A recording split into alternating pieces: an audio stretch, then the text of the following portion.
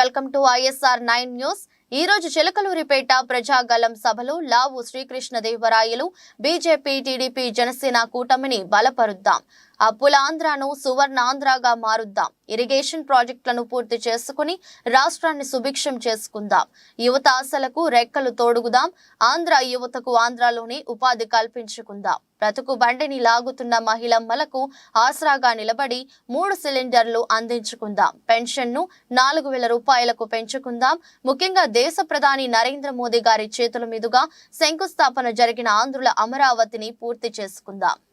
ఈ సభకి పల్నాడులో జరుగుతున్న ప్రజాగలం సభకి రాష్ట్రం నలుమూల నుంచి ఇక్కడికి విచ్చేసిన ప్రతి ఒక్క ఆంధ్రుడికి కూడా పేరు పేరున నా హృదయపూర్వక నమస్కారం. వేదిక పైన ఉన్న పెద్దలందరికీ, మరీ ముఖ్యంగా మూడోసారి ప్రధానమంత్రి కాబోతున్న నరేంద్ర మోడీ గారికి, తెలుగుదేశం పార్టీ అధ్యక్షులు చంద్రబాబు నాయుడు గారికి, బీజేపీ అధ్యక్షులు పురంధేశ్వరి గారికి, పవన్ కళ్యాణ్ గారికి, వేదిక పైన ఉన్న ప్రతి ఒక్కరికి కూడా పేరు పేరు నా హృదయపూర్వక నమస్కారం. ప్రజాగలం ఈ సభ ద్వారా ప్రతి ఒక్క వర్గానికి, రాష్ట్రంలో ఉన్న ప్రతి ఒక్క వర్గానికి ఒక సందేశం.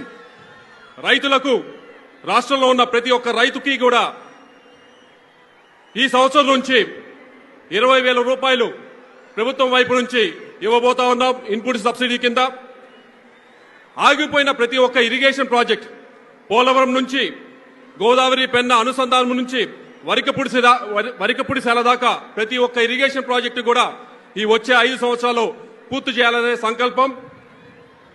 ప్రజాగలం ద్వారా ప్రతి ఒక్క మహిళకి, ఆంధ్రాలో ఉన్న ప్రతి ఒక్క మహిళకి కూడా, కుటుంబాన్ని నడపడానికి కష్టపడుతున్న ప్రతి ఒక్క మహిళకి కూడా చెప్దాం. ఉచితంగా 3 సిలిండర్లు ప్రతి సంవత్సరం కూడా ఇవ్వబోతున్నాం.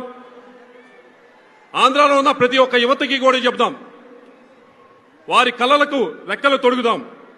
వారికి, ఆంధ్ర యువతకి ఆంధ్రాలోనే ఉపాధి కల్పన చేద్దాం.